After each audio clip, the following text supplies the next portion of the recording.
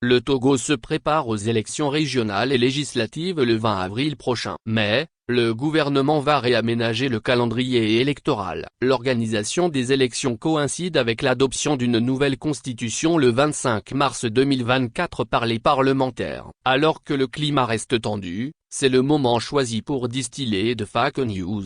Pour deux membres du gouvernement, la libre expression des opinions et des points de vue demeure primordiale, mais elle doit s'exercer dans le respect des lois et règlements en vigueur dans le pays. En cette période hautement sensible, les ministres de la Sécurité et de la Protection civile et le garde des Sceaux, ministre de la Justice renseignent que certains citoyens s'adonnent à la diffusion sur les réseaux sociaux de fausses informations susceptibles de provoquer des troubles à l'ordre public.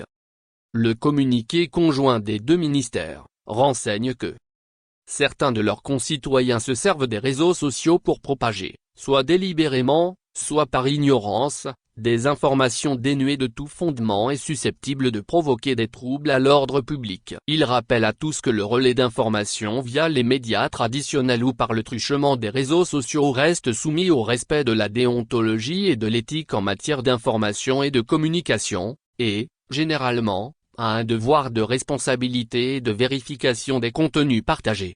Selon Mipambnam Tchougli et Calixte Batossi Majlba, la diffusion de fausses informations, la calomnie, la diffamation et les dérives notées dans l'exercice du droit à la liberté d'expression et du droit à l'information menacent la quiétude des populations et constituent des atteintes à la paix sociale, à la cohésion nationale ainsi qu'à la sécurité et à la stabilité du pays.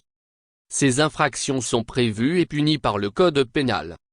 Le Code pénal et plusieurs autres textes et règlements, notamment le Code de la presse et de la communication, la loi relative à la protection des données à caractère personnel et la loi sur la cybersécurité et la cybercriminalité en République togolaise, rappellent le communiqué des deux ministères. Et le communiqué de préciser que, tout comme leurs auteurs, les complices s'exposent donc aux rigueurs de la loi, de même que les usagers des réseaux sociaux et autres espaces d'expression publique qui viendraient à manquer de faire preuve de parcimonie, de responsabilité et de vérification de toute information avant sa redistribution.